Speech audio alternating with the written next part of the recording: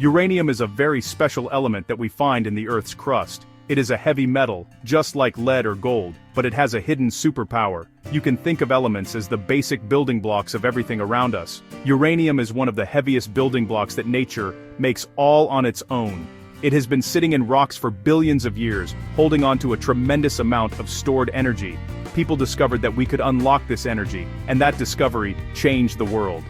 This heavy, unassuming metal holds the key to generating vast amounts of electricity, but it's not as simple as just digging it out of the ground and plugging it in.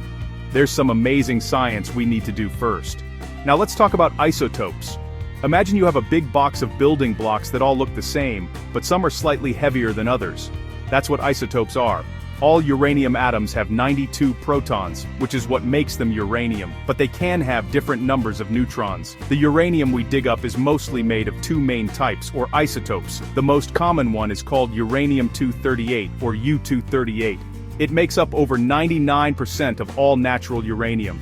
The other, much rarer type, is called uranium-235, or U-235. It makes up less than 1% of the total.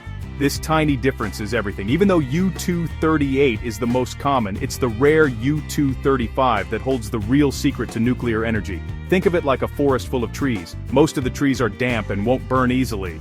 That's your U-238. But scattered among them are a few very dry, flammable trees. That's your U-235. To start a big, self-sustaining fire, you need those special, flammable trees. The U-238 isotope is relatively stable and doesn't really participate in the energy-making process we need. On the other hand, the U-235 isotope is what we call fissile, which is just a sciencey way of saying it can be split apart to release energy. So, when we mine uranium ore, we get a big chunk of rock that is almost all U-238, with just a tiny sprinkle of the U-235 we actually want. This natural mixture isn't useful for creating the powerful reactions needed for a nuclear power plant. The concentration of U-235 is simply too low to get the job done. It's like trying to make a cake with only a few grains of sugar. You won't get the sweet result you're looking for. To make uranium useful, we have to find a way to increase the amount of U-235 in the mix. This crucial process is called enrichment, and it is one of the most important and challenging steps in the entire nuclear fuel cycle. So, what makes this U-235 isotope so special? It all comes down to a process called nuclear fission. Fission is a fancy word for splitting something big into smaller pieces. In this case, we are splitting the very core, or nucleus, of a U-235 atom.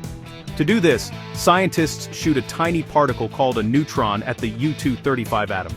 When the neutron hits the nucleus just right, the atom becomes unstable and splits apart. This splitting action releases a huge amount of energy. It's like breaking a tightly wound spring. All the stored energy bursts out at once.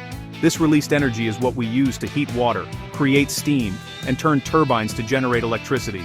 But here's where it gets really exciting. See, when the U-235 atom splits, it doesn't just release energy, it also shoots out 2 or 3 new neutrons. Now think about what happens next. These new neutrons can fly out and hit other nearby U-235 atoms. When they do, they cause those atoms to split, releasing even more energy and even more neutrons. This creates a cascade of splitting atoms, with each event triggering several more. This is called a chain reaction. It's like a line of dominoes, where knocking over the first one causes all the others to fall in sequence.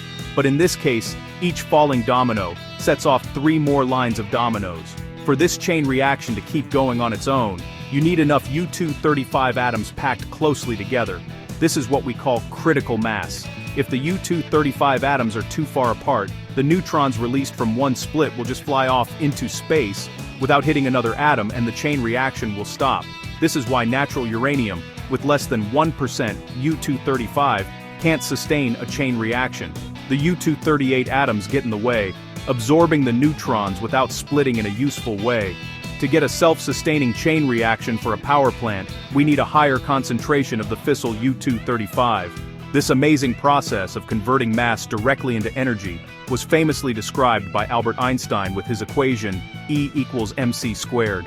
This little equation tells us that a tiny amount of mass can be converted into a gigantic amount of energy. During nuclear fission, a very small fraction of the uranium atom's mass is converted into pure energy.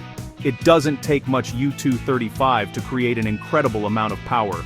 In fact, a single pellet of enriched uranium fuel about the size of a gummy bear can produce as much energy as a ton of coal. That's the power of fission. Since natural uranium doesn't have enough U-235 to sustain a chain reaction, we have to enrich it. Enrichment is the process of increasing the percentage of U-235 atoms in a sample of uranium. This is a very difficult task because U-235 and U-238 atoms are chemically identical. You can't separate them with a chemical reaction. They are also almost the exact same weight. The only difference is that a U-238 atom is just a tiny bit heavier than a U-235 atom because it has 3 extra neutrons. This very slight difference in mass is the key to separating them, but it requires some seriously clever engineering to pull it off. The most common method for enriching uranium is by using a gas centrifuge. First, the solid uranium is converted into a gas called uranium hexafluoride. Then, this gas is pumped into a tall, cylindrical container called a centrifuge. This centrifuge then spins incredibly fast, thousands of times per second. As it spins, the gas inside is subjected to immense forces, similar to how you feel pushed to the side on a fast-spinning merry-go-round. Because the U-238 atoms are slightly heavier, they are thrown more forcefully toward the outer wall of the centrifuge. The lighter U-235 atoms tend to stay closer to the center. This separation is extremely subtle. After spinning in one centrifuge, the gas in the center is only slightly richer in U-235. To get a useful concentration, the gas has to be sent through thousands of centrifuges, one after another, in a long chain called a cascade.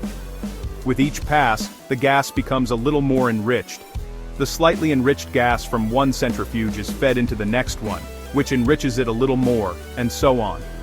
This process is repeated over and over until the uranium gas has the desired concentration of U-235. It is a slow, expensive, and energy-intensive process that requires very advanced technology.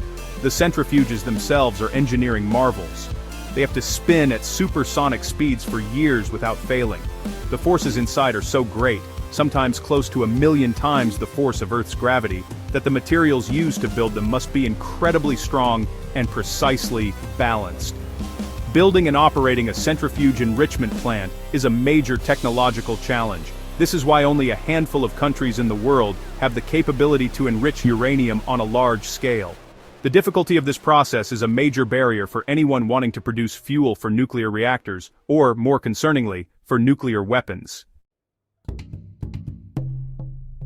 The level of uranium enrichment determines what it can be used for, and the differences are hugely important for the world. For a nuclear power plant, we need uranium that is enriched to about 3 to 5% U-235. This is called low-enriched uranium, or LEU. At this level, the chain reaction is controllable. We can use control rods to absorb some of the neutrons, allowing us to speed up or slow down the reaction to produce a steady amount of heat for generating electricity. This level of enrichment is perfect for peaceful energy production, but it is not enough to create a nuclear explosion. If you enrich the uranium further, to around 20% U-235, it can be used for different purposes. This level, sometimes called high-enriched uranium, or HEU, is often used to power research reactors or the nuclear reactors in submarines and aircraft carriers. A higher enrichment allows the reactor to be much smaller and more powerful. For a submarine, this is a huge advantage. It can stay submerged for months or even years without needing to refuel, giving it a strategic edge. Uranium enriched to 20% is considered a threshold, as it becomes much easier to enrich it further from this point. To build a nuclear weapon, uranium must be enriched to a much higher level, typically 90% U-235 or more. This is known as weapons-grade uranium. At this extreme concentration, the U-235 atoms are packed so tightly together that an uncontrolled chain reaction can happen almost instantly. When this material is brought to a critical mass, it releases a catastrophic amount of energy all at once, creating a nuclear explosion. The difference between the 5% fuel in a power plant and the 90% material in a bomb is enormous, and preventing uranium from being enriched to this level is a primary goal of international security. Because of this, uranium enrichment is a very big deal in world politics. When a country begins to enrich uranium, other nations watch very closely. Are they enriching it to 5% for electricity, or are they trying to reach 90% for a weapon? The same centrifuge technology can be used for both.